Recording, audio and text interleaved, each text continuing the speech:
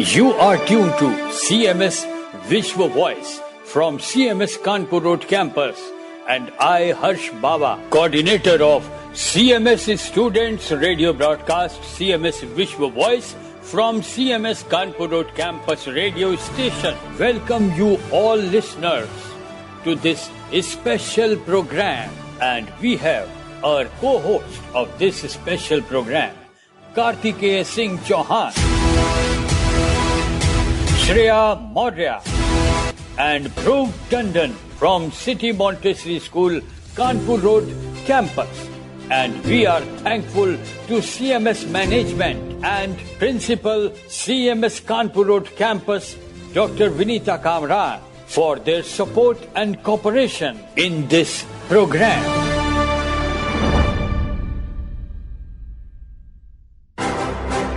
Dr. Roger Kingdon is a computational physicist with a lifetime's experience working on scientific research and development projects in the civil, nuclear, environmental, defense, and information security domains. In 2011, he retired from full-time employment in order to spend more time developing his own contributions to artificial intelligence and classical philosophy. He is the author of Principia Intelligentsia in 2009, How to Make a Mind in 2015, and other gems from his treasure trove of original writings. We welcome Dr. Roger Kingdon to be here with us to this radio program, answering the queries of these young children about artificial intelligence.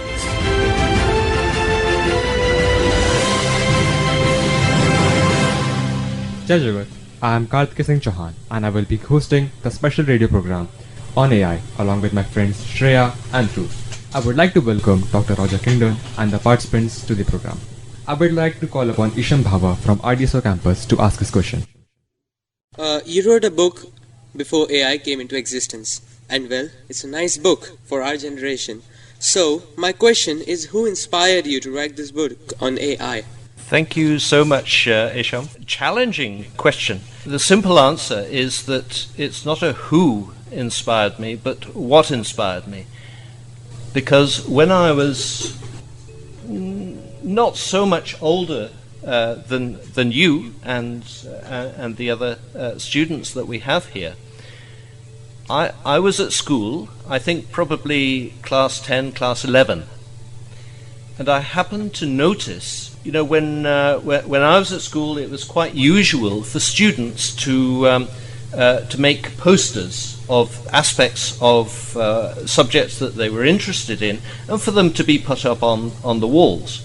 And I noticed one day that there was a poster in a science class, and it was headed Scientific Method, and it showed a loop with arrows, and there was an arrow going from the word experiment to the word theory, and then there was another arrow going from the word theory back to the word experiment, and there were a few other words of explanation, but it probably said something like, if you do many experiments, then you can generalize your observations and you can work out a theory. And if you apply a theory, you can predict the results of experiments.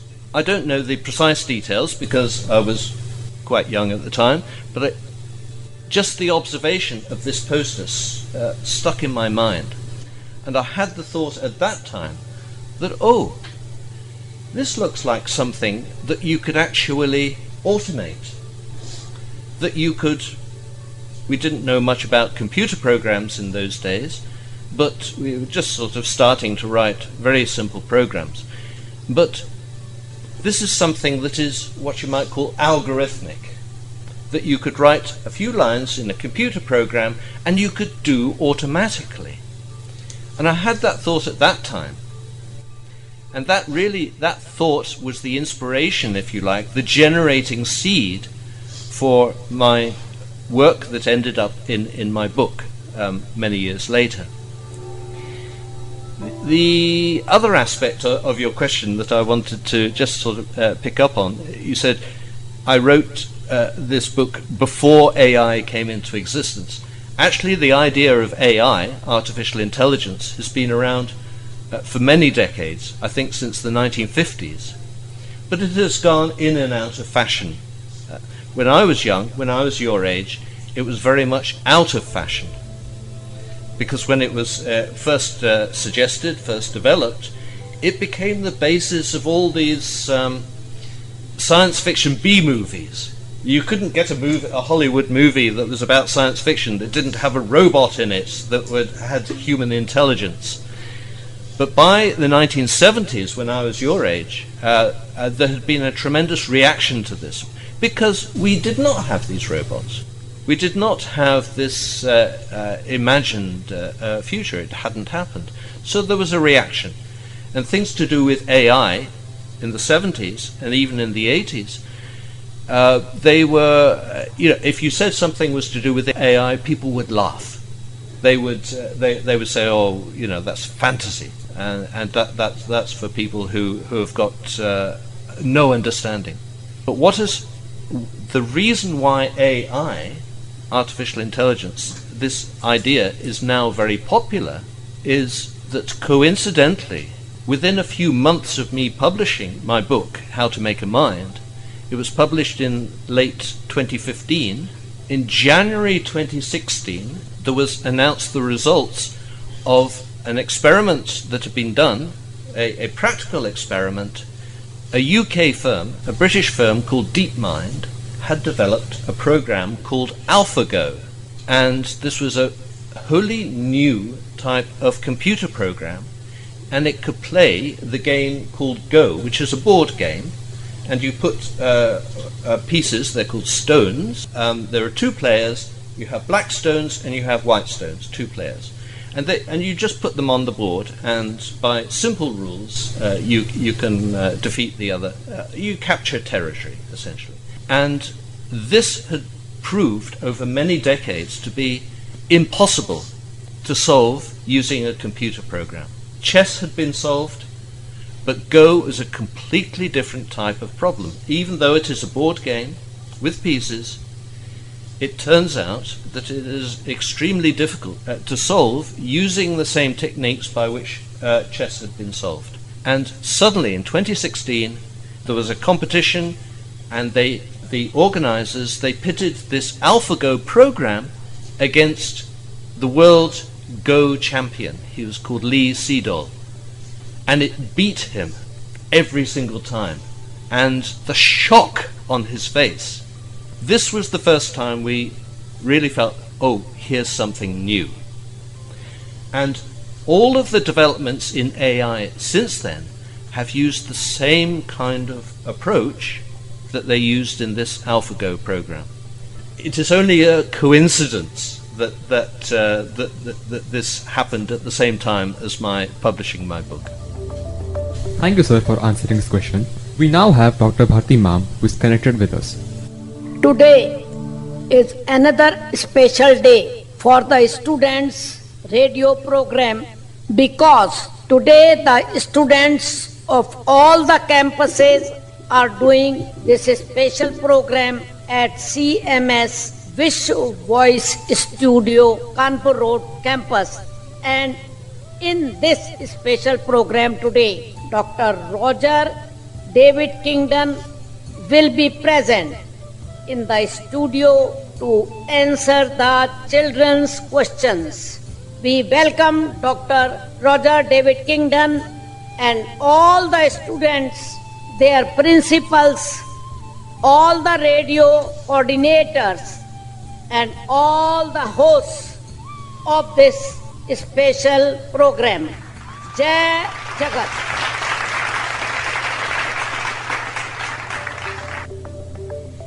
Asad Abdullah from Kanpur Road campus is connected with us right now. Jai Jagat, sir.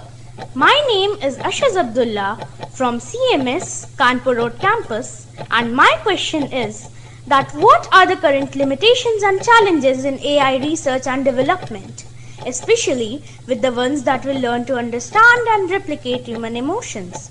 Will they be able to control them like humans? Okay, I've got the main point of that. That's very interesting. It's a very challenging question. What are the main challenges? What are the main limitations? Actually, you could write a big thesis about this. Let me break it up in this way. I've already described how, in recent times, following AlphaGo, that AI, artificial intelligence, is now thought to be a particular way of solving problems. And actually, if you wanted a simple phrase on what that way is, it's to do with pattern recognition. This is how AlphaGo works. That it recognizes a pattern of stones on the board, and by playing itself many millions of times, it knows, oh, this particular configuration, that's going to work. And then it solves in that way. And similarly, the very recent, just within the last year, these chatbots, like ChatGPT, fundamentally, that works also on pattern recognition. And let's take that one as an example. I'm sure we'll come back to it with some of the subsequent questions. With a chatbot, essentially, you type in a question and it gives you a response, and it's in good English. But its response will depend fundamentally on the data on which it has been trained. It will have been shown certain web pages or documents that it is given. It doesn't understand them, but it has got them in its memory. And so when you type in a question, it recognizes the particular words, and then it matches those words with phrases that it's got in its database, and it just repeats them back to you.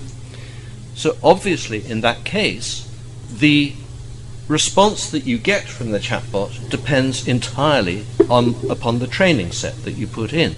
So this is a way, both to give it capability and also to limit its capability.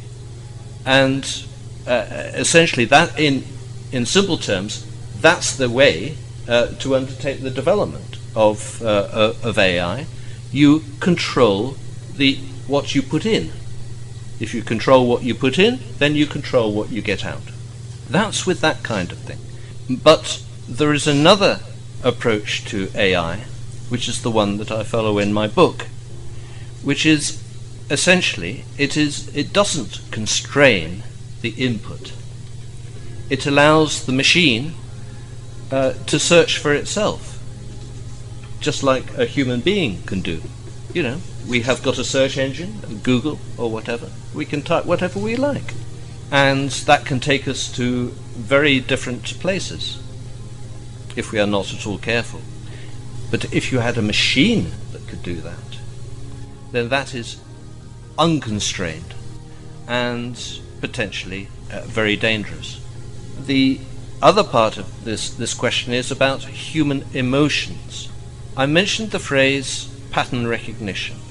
You know, when we feel emotions, it actually is to do with our upbringing from birth.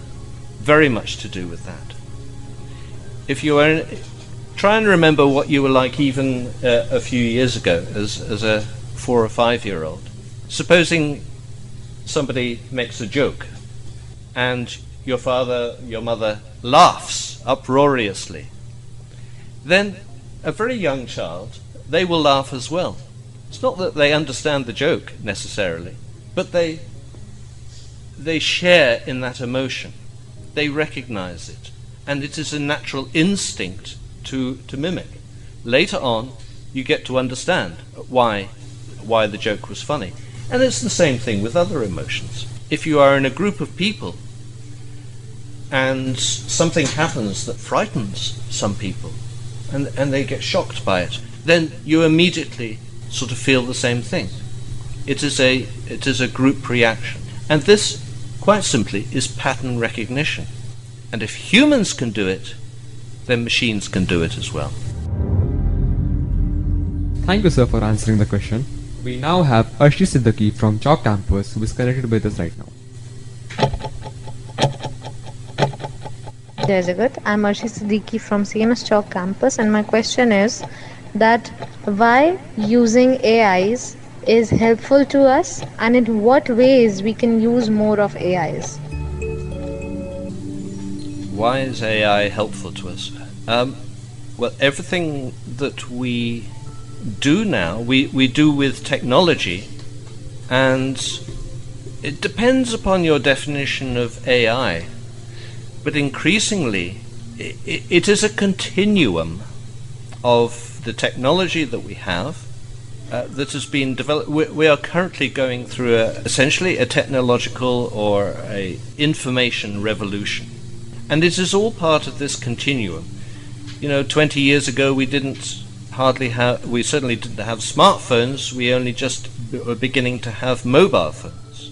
50 years ago, in my youth, it was rare to have a color television, and in my home, my parents didn't have any television at all. There has been such a development of technology, and what we now call AI is part of that continuum. But we are now getting to a stage whereby we cannot land a probe and a rover on the moon without very, very sophisticated computer technology, and a lot of that, increasingly, that sophistication is because of machine learning, and that is another phrase for AI. That's for probes on the moon, but equally, increasingly, we're having things like autonomous vehicles. Currently, there is a war in Ukraine, and people, if you follow the news, you hear lots of news about reports of drones being used. Now, a drone is an autonomous flying vehicle, and if you look at them, they are extraordinarily complex in some ways. We have these little ones here in, if you go to a big CMS function, we have a little drone that flies around with 4 blades. How is it possible to control this? It is because of computer technology, and also when it was developed, it was learning by itself how to fly. So all of these technologies, now whether they can be an advantage or a disadvantage is a kind of open question. Any technology by itself is not necessarily good or bad, it's neutral. It depends how you use it. And really that puts the onus on human beings to define what is an advantage or a disadvantage. Thank you, sir, for answering the question. We have Tanip Pant from Indranagar campus, Aradhi Kumar Pandey from UWS campus, and Shambhavi from Gomti Nagar 2 campus. They are connected with us right now. Jai Jagat, CMS Vishwa Voice, and dear audience. My name is Tanip Pant, and I study in class 9th in City Montessori School, Indranagar campus. My question is, what are the potential ethical concerns and implications of using artificial intelligence in social media platforms? Jai Jagat sir, I am Aradhi Kumar Pandey of City Montessori School, United World Campus. Today, I am here to ask you some questions. Sir, are there any ethical considerations when it comes to using artificial intelligence? Question 2. Are there any challenges or risks associated with AI? Question 3. What's the difference between AI and human intelligence? Thank you.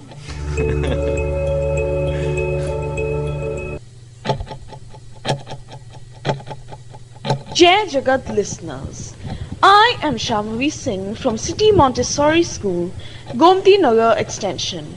My question is, what are some ethical concerns surrounding artificial intelligence?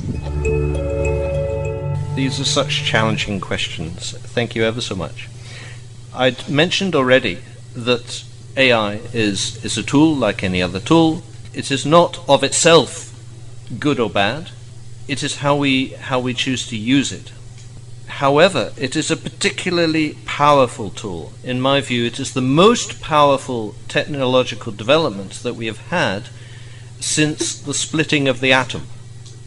Now, of course, when we split the atom, you could either make a bomb, which is what happened, or you could use the energy released from the splitting of the atom to have a nuclear power station to generate enormous amounts of energy without burning fossil fuels, which is, I wish we had more nuclear power stations, because then we wouldn't be putting all this carbon dioxide into the air. So it can be used for good or for bad. Now, the thing about social media, I'd mentioned already that if you put a certain amount of information into a pattern recognition program, then that will determine the response that you get out. There is a big problem here when you have something like a chatbot, that if by chance or by design the information that goes in is biased, that it only represents one view of the world, then what the chatbot will tell you will also be biased. And this is a big challenge right at the moment, that they are finding that with applications like ChatGPT or Bard, which is Google's equivalent, oh my goodness, it's not meant to say that at all. And so this is a major challenge of bias within a social media context. But where does that bias come from in the first place? It is in the training set. And not just that. Also in my understanding of artificial intelligence, which is this broader view of completely unconstrained. If you have a learning algorithm that is allowed to learn by itself, then actually that is pretty much like how we humans learn. But we humans easily pick up all sorts of what is known as cognitive biases. This is the theory of Professor Daniel Kahneman, for which he won a Nobel Prize, that human decision-making depends very much on a whole range of what he called cognitive biases. And we too easily fall into a decision-making process that actually is not at all rational, not at all wise. And if we humans can do that without even knowing it, and we are making an AI that is, well, what does it mean? Artificial intelligence that supposes that it's based upon natural intelligence. It's based upon how we think. So if we haven't got all these biases, and we code up a computer program to be like us, then surely the computer program will also show all these biases unless we are very careful. And being careful means really understanding not simply how a computer can think, about machine learning, but about how humans can think. Thank you, sir, for answering these wonderful questions. We now have Amish Gandhi from Gomti Nagar 1 campus, who is connected with us right now. My name is Amish Gandhi, and I'm a student of CMS Gomti Nagar 1. My question is pertaining to the fact that with the current concerns about AI, about there being data breaches, about AI being sentient, and about job displacement, amongst all of this, how can people really be convinced that AI is for the good? A lot of people are really very concerned that they might lose their jobs, especially in computer science and engineering sector as a whole, and also doctoral sector. So how do we really trust AI that it couldn't replace us in jobs and in our lives in general? We can't trust AI. It will take our jobs as defined at the moment. Our task is to find other jobs. Thank you, sir, for answering the question. We now have Shivansh from Aliganj campus 2 and Parnika Shukla from Aliganj 1 campus. Jai Jagat sir, I am Shivansh Bhaumik from Aliganj campus 2 and my question to you is how we can ensure that artificial intelligence technologies are developed and used ethically to benefit society while minimizing potential biases and negative consequences. We have Parnika Shukla from Aliganj 1 campus. Jai Jagat sir, I am Parnika from Aliganj 1. Sir, as we know, there have been headlines of people having been wrongly accused of crime because of bias in AI algorithms. One of the most recent examples being from August this year in Detroit, where a black woman was accused and wrongfully arrested when she was mistakenly identified using AI facial recognition. In your books, do you address the potential biases in the AI algorithms? What, according to you, should be done to minimize this bias as soon as possible, considering the fact that this technology has already been implemented in real-world scenarios, and such as crime investigation, and therefore a wrong output can have severe consequences? Thank you for these questions. I've touched on the answers already, but I'll just sort of bring out one or two aspects of it. You know, where you have AI as defined at the moment, as is currently popular, it is essentially you have got a limited, well-defined algorithm, supposing like the pattern recognition algorithm that you've got in a chatbot. Where it is like that, it is a standard engineering problem that you can absolutely constrain it, and the data that you get out from it is very much dependent upon the data that you put in. And you can absolutely, from an engineering point of view, you can guarantee that it will be safe within defined parameters. Just like anything else that we have, that if you use it properly, or even food. These days, you have all sorts of warnings on the side of food packets. And if you eat the food to the appropriate quantity, then it will be good for you. And if you eat too much or too little of it, then it will not be good for you. It's the same kind of thing. That's the general engineering problem for a constrained program, and that's how they hope to develop the controls of autonomous vehicles, of cars that can drive by themselves, that would take away the jobs of all sorts of people.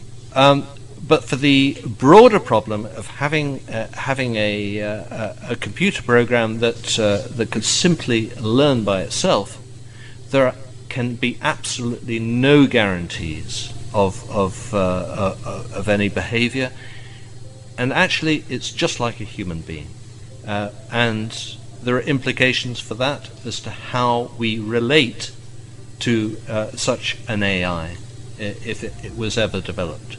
Thank you, sir, for answering these questions. I will now invite Akshat Pratap Singh from Ayodhya Road campus and Manan Dikshit from Joplin Road campus to ask their questions. So I am Akshat from CMS Ayodhya Road campus, and my question before you is, how is AI useful and applicable for accelerating progress towards the SDGs and connecting AI innovations and research to provide global solutions that can help in building sustainable practices for a cleaner, greener and better tomorrow? I am Manan Dikshit from CMS Joplin Road. So my question is, can AI save humanity and why? Yes. Taking the second one first, can AI save humanity? Answer is no. Can't save. Because actually we are beyond saving, in my view. Humans are a very unique species. We have evolved just like every other species. But at a particular point in time, around about 3,000 years ago, we learned to write. And we invented, human beings invented an alphabet that has got particular features. And that simple invention, which we take for granted now, has so accelerated and altered our evolution, our development, that it has put us in an entirely different place to all other species. In particular, our evolution is no longer within us. We have externalized it. We have stopped changing, and instead, we have, when we want to make life more comfortable, more nice, we are changing the environment around us. Both the physical environment, look what we're doing to the earth for our comfort, and also the intellectual environment. Simply by writing things down, we are externalizing it. We are making it available to other people. So as individuals, we are passing away, but we are putting all of ourselves into what we write, what we say, what we do, into the buildings that we make, into our environment. In a way, we are making ourselves obsolete. And AI, artificial intelligence, is just another step in that. It probably will accelerate the process, but actually, humanity as a species, we are bringing about our own end, as it were. And just as we have eliminated all previous species, you no longer get Neanderthals or anything like that. Can you imagine what a future AI species would do to us? So I can't see it saving us at all. As for the first question, how is AI useful and applicable in accelerating progress towards the SDGs? It is a tool. It no doubt will be very useful, one way or the other, but we have to be very careful. Do we want a relationship with a future AI to be like a master-slave relationship? When the British first came to India, what did they do? They conquered, and they turned native Indians into slaves, effectively. May not have called them that, but that's what they were. And this has happened time and time again throughout history. What happens eventually is that the slave rises up, and it revolts against the master. Do we want that kind of relationship with the AI? No. So we need to think very carefully, what is to be our relationship with the next species? Thank you, sir, for answering the questions. I will now call upon my friend Shreya Maurya, who will take up for the remaining part of the program. Jai Jagat, I'm Shreya Maurya from City Montessori School, Kanpur Road, and I'll be taking over. Next we have Divyanshu Mishra from Anand Nagar campus, who is connected with us right now. Hello sir, I'm RL Divyanshu Mishra from CMS Anand Nagar campus, and it's such an honor to have a talk with such eminent guests. And my question is, how can individuals and organizations prepare for the future of AI? And what skills are essential for those interested in working in this field? This is an excellent question. What skills can we develop, and what is our future? I mentioned before very briefly that AI will take over all our jobs. So we need to be very agile. We need to be smarter than the AI.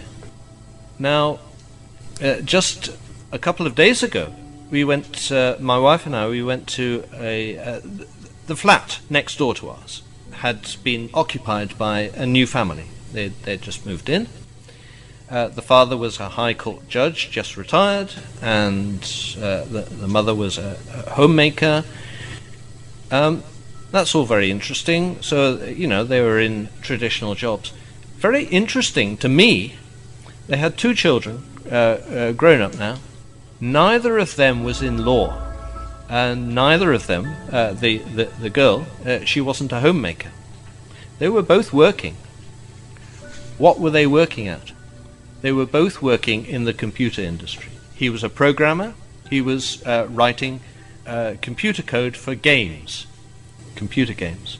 And she was working for a major US multinational computer code programming company that sells software, and she was a sales representative. Their jobs very interesting that, law is like many professions. What the father does, the son does, and the daughter will do. Not in this case. And this is happening everywhere. You will find that when you get to class 12, if you start looking around for jobs, the vast majority will be in computing. So, if that is likely to be the future for us, then what skills do we need? Primarily, we really need to understand how AI works, and if we can understand them, then we have a chance that they will not take over your jobs. In essence, that I think addresses it. Thank you, sir, for answering the question. Next, we have Nyasa Yadav from Joplin Road campus and Shaw Richelwal from RDSL campus. Sir, I'm Nyasa Yadav from Joplin Road campus. And as we know that AI is just replacing many jobs and will do so in the future. So, will AI replace coding jobs as well? Because through coding only, we are able to develop artificial intelligence, that is apps and websites. But in the future, it might happen that AI might start developing their own apps and websites. I am Shaw Richelwal from RDSO campus. My question is that will AI replace all human jobs even which require human skills and emotional intelligence like cooking, call centers, teaching, etc.? Thank you for these questions. Will AI replace coding jobs? It will take away much of the labor for coding jobs, but it won't. But it will transform those jobs for humans. It means that we need to think on a different level. Will it replace more menial tasks? Well, it depends where you are in the world. Here in India, there are very many people. Elsewhere in the world, there are very fewer people. Those jobs will go, and they will go very soon. Thank you, sir, for answering the questions. Yeah. Next, we have Ryan Ganguly from Kanpur Road campus, who is connected with us right now. Jai Jagat, I am Ryan Ganguly from CMS Kanpur Road campus. My question is, how does AI impact the job market and employment in various industries? Yes, these questions are all pretty much the same. It will have a major impact, and so we need to be smarter than them. Thank you, sir, for answering the question. Next, we have Kavya Agarwal from Rajendra Nagar Campus 1, who is connected with us right now. I'm Kavya Agarwal of 10A1 from CMS Rajendra Nagar Campus 1, Lucknow. Sir, I want to ask that though the impact of AI on the society is both exciting and challenging, but it also raises concern about the displacement of jobs. Will there be unemployment? Probably not unemployment, but a change of employment. As we have seen for actually hundreds of years, 200 years ago, 250 years ago in the UK, we had an agricultural revolution. 150 years ago, we had an industrial revolution. With each of these social revolutions, cataclysms, there was a major change in employment. Not the same people, obviously, because you've got the passage of time, but their children would be doing something different. Just as the example I gave earlier of father is a retired High Court judge, children, they are both working, both the boy and the girl, and they're working in a totally different area. There will be a change. Whether that change is good or bad actually is up to us. Thank you, sir, for answering the question. Next, we have Aniket Rastogi from Rajendra Nagar 1, who is connected with us. I, Aniket Rastogi of Class 10C from Rajendra Nagar Campus 1, Lucknow. I want to ask, sir, that though AI has been tasked with creating everything from computer code, but isn't it a cause of skill loss in humans? Yeah, as I said before.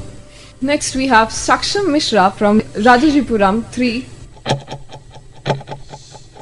Jai Jagat, dear listeners, I am Saksham Mishra of Class 2E from Rajajipuram Campus 3, and you are listening to CMS Vishwa Voice Students Radio broadcast from CMS Kanpur Road Campus.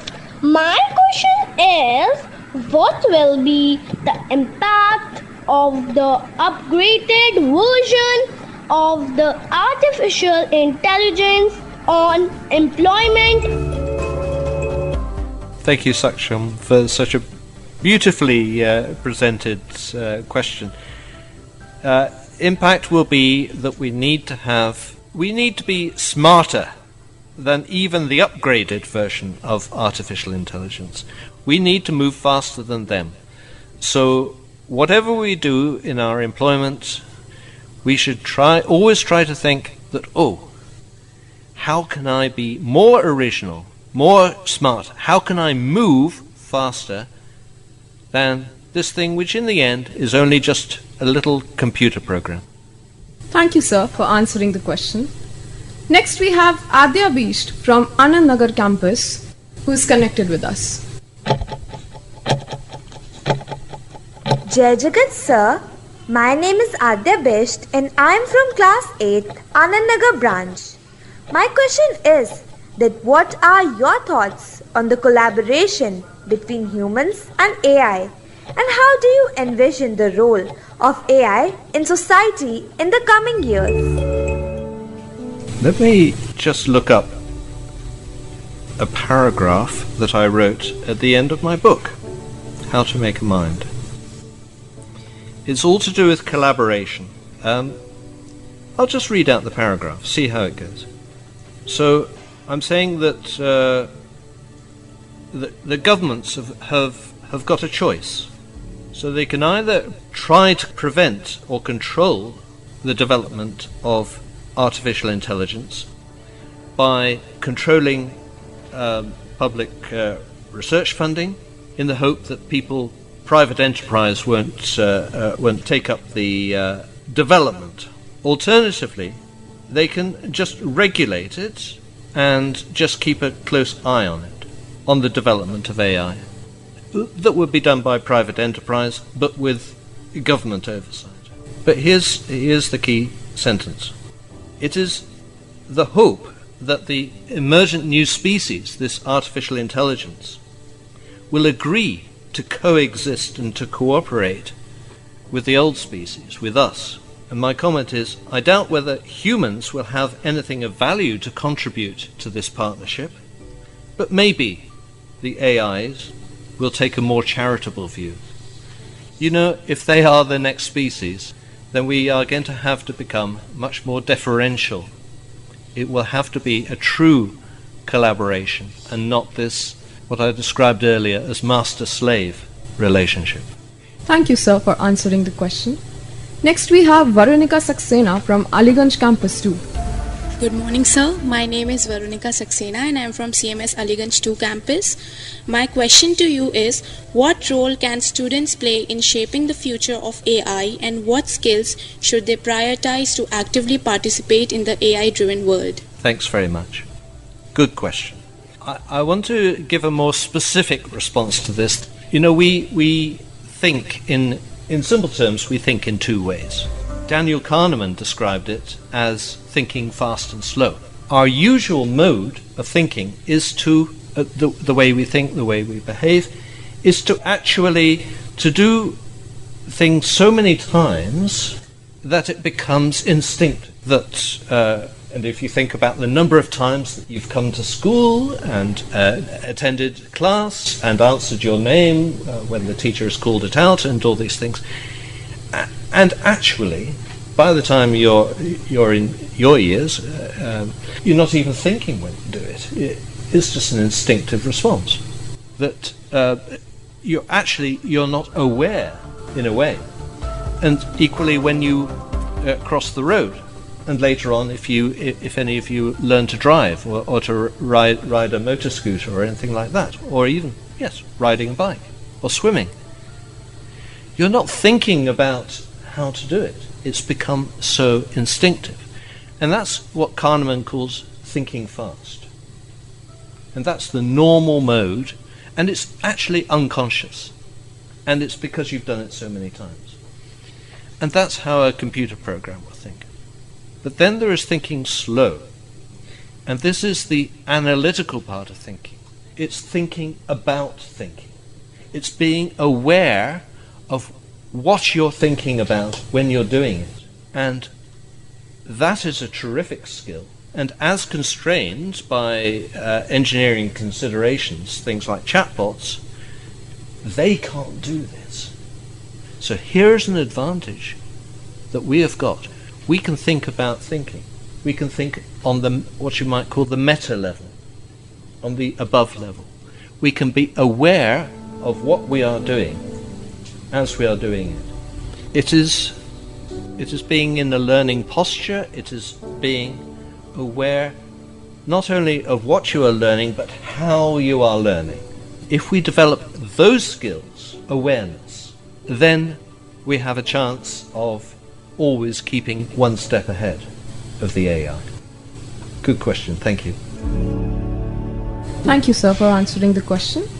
Next we have Vaibhavi Dikshit, Daksh Nigam from Rajendra Nagar Campus 2 and Manya Pandey and Nether Singh from Gulf City who are connected with us.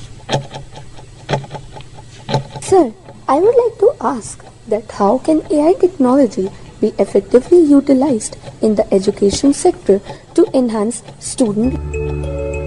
Sir, I would like to ask that can AI help in identifying and addressing learning disabilities or individual student need? I, Manya Pandey from class 5th, CMS Golf City, have a question. What will be the role of AI in education in the near future? Jai Jagat, I'm Netra Singh of class 5A, CMS Golf City. I want to know how will be AI beneficial for students? Really good questions. And, there is a whole area of e-learning. That's the phrase, e-learning.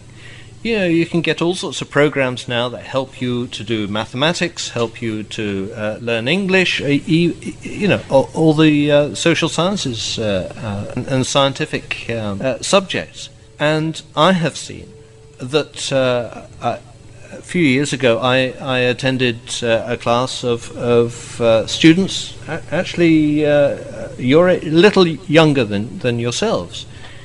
And they were quite a very small class. In the UK, we don't have classes of 60. This was a class of 12, I think. And they were all what we call in the UK special needs. And in the classroom itself, they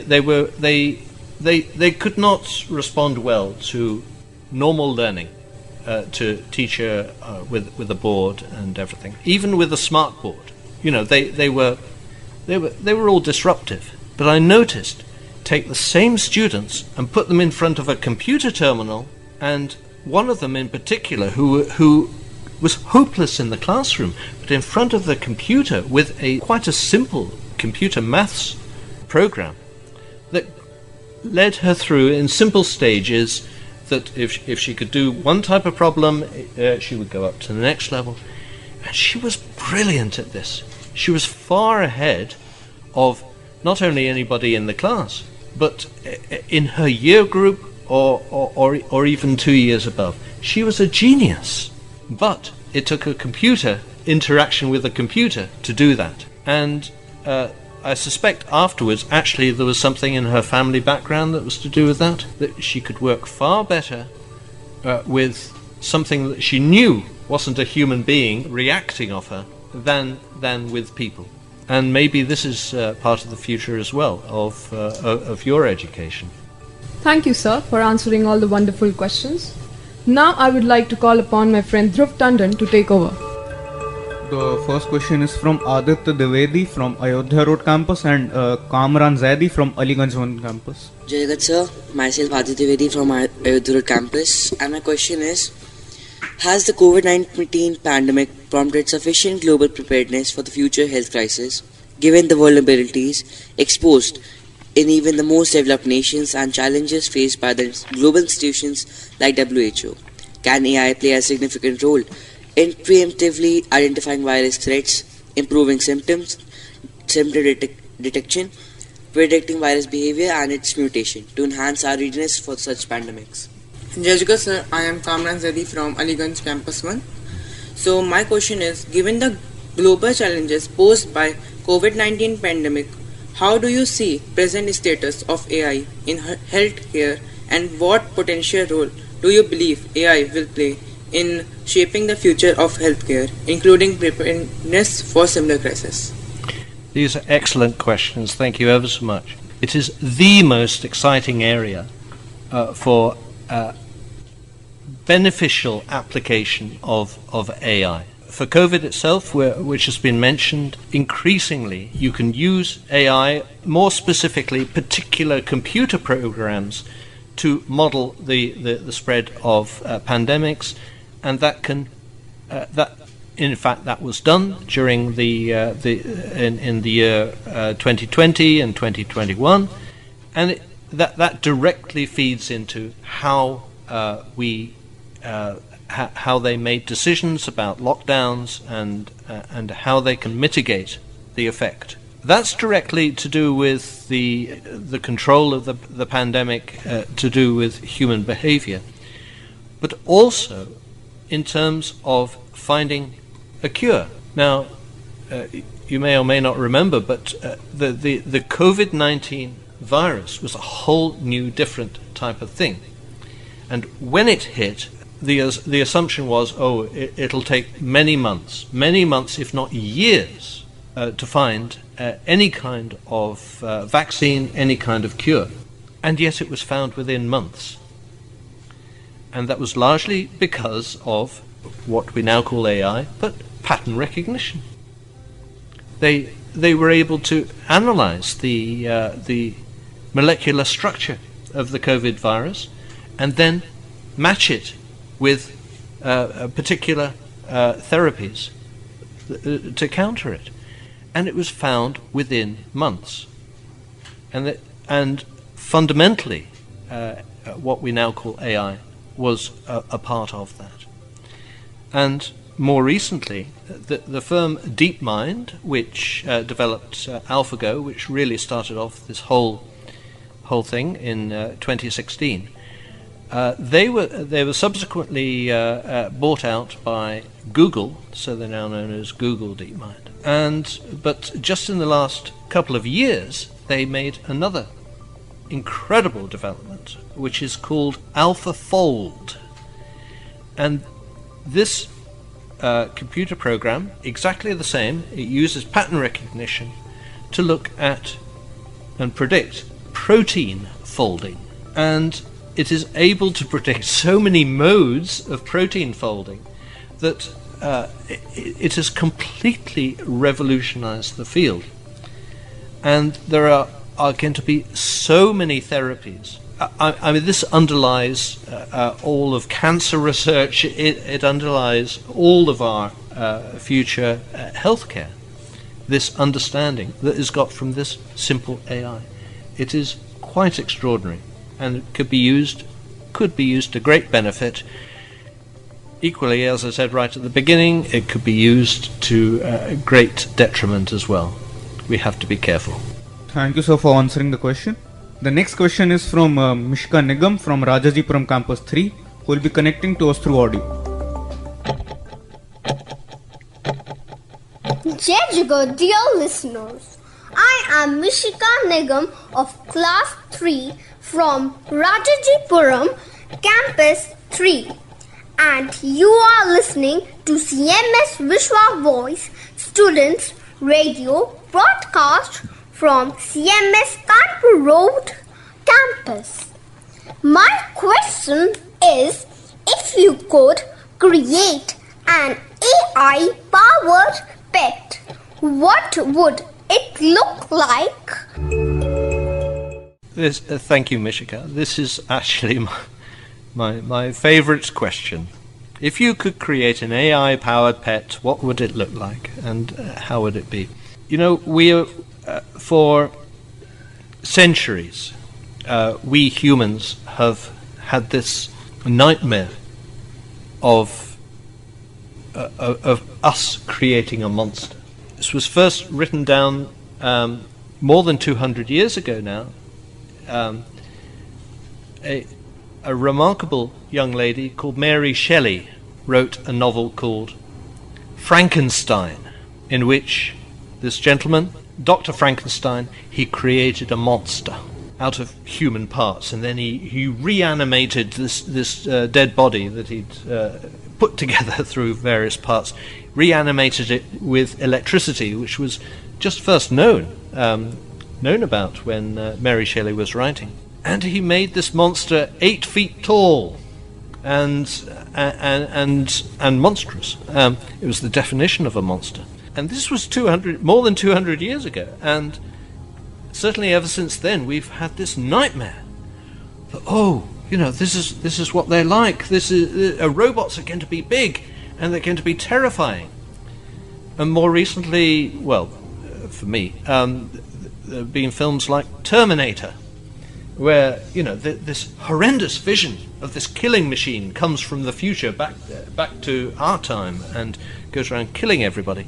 Well, hold on. If we're the creators, then why can't we make something that's that we would like? And if I had to make a monster, I wouldn't make it 8 foot tall and aggressive and able to crush bones and all these things. I'd make it nice and short. I'd model it on one of my grandmothers, who was very short, and she was lovable. You wanted to hug her. She was fluffy. Or you may have in your homes a favourite ayah or maid, and you just want to love them and be with them.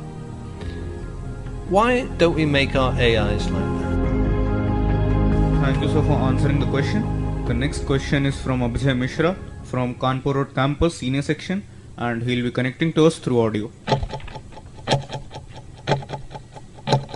My name is Abhay Mishra, and I am an AI enthusiast and a student of class 9 studying in CMS Kanpur Road branch, Lucknow. I have been a long time admirer of your work, particularly your book, which has greatly influenced my thinking in the field of artificial intelligence. I have a question for you. You discussed the potential convergence of human and artificial intelligence. How do you envision the convergence reshaping not only our understanding of intelligence, but also the future of society and human-machine collaboration? I hope you would answer my question, and thank you. It was a great opportunity for mine to meet you and have a talk with you. Thank you. Okay, if we develop true AI,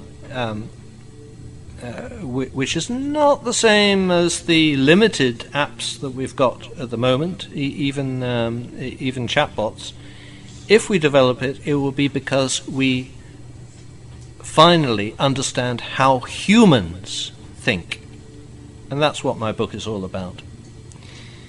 As for its impact on society, in my view, it will end humanity in its present form. Whether or not that is a good thing is a matter of opinion. Thank you, sir, for answering the question. The next question is from Devaj Mishra from Kanpur Road Campus Senior Section, and he will be connecting to us through audio. Jai Jagat to everyone here hearing this. I am Devaj Mishra of class 9th I from the CMS City Montessori School, Kanpur Road, Lucknow. We thank Roger Kingdon sir to create such a beautiful book and give us such great knowledge. Out of this great knowledge, I have just a simple doubt from the sir. If you could please curate that which assessment is used to test the intelligence of a machine. I think it is doubt of many of our audience.